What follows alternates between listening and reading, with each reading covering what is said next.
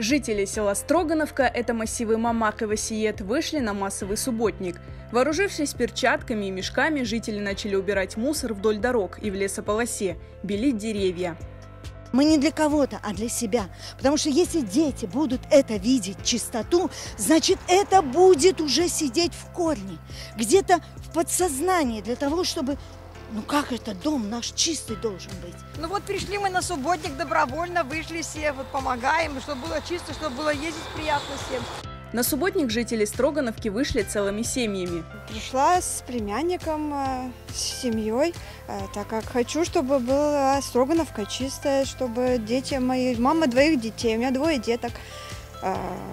Хочется, конечно, чтобы было все чистенько, чтобы было приятно ходить, гулять в лесу, лесополосе, лесной зоне. К уборке своего села жители привлекли и детей. Чтобы они охотнее наводили чистоту, специально для них организовали квест с поощрительными призами.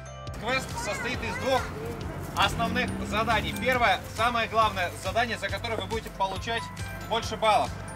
Это сбор мусора. Мешки приносите, показывайте мне, я вам буду писать баллы за каждый мешок. Чем больше мешок, тем больше баллов. Для того, чтобы мотивировать детей на какие-то совместные благие дела, конечно же, нужны подарки, нужны призы, и надо какое-нибудь соревнование, какую-нибудь игру.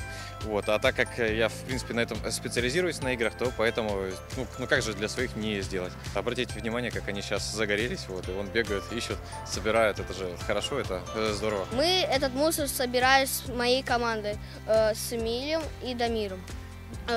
Этот мы мусор ходили по лесу, искали, и вон там на стройке искали. Железки, стекла, пластмасс искали, находили, собирали. В одном месте было много пластмасса и железа, мы его весь собрали. Массовый субботник в Строгановке проводят каждой весной. Строгановка – это наш дом, наше лицо вдоль дороги, лес. Нам надо, чтобы содержать в чистоте, в порядке. Вот. Приближаются сейчас священные наши праздники, Рамазан. И мы должны перед праздником все, чтобы у нас было чисто, порядок. У нас трасса, соединяет Симферополь и Дружная. Вот, протяженностью она в районе может 25 километров. Вот. Ну, проезжие кидают там мусор, то есть все, ветер с мусорок. Потому что у нас все мусорки полностью еще не оборудованы.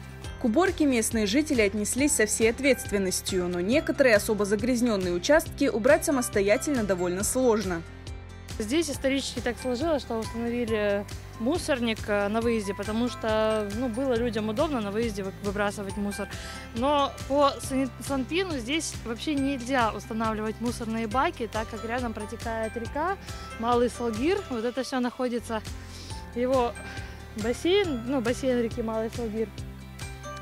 И в 50 метрах находится санитарная зона. Для того, чтобы полностью очистить русло реки Малого Салгира, нам необходима техника.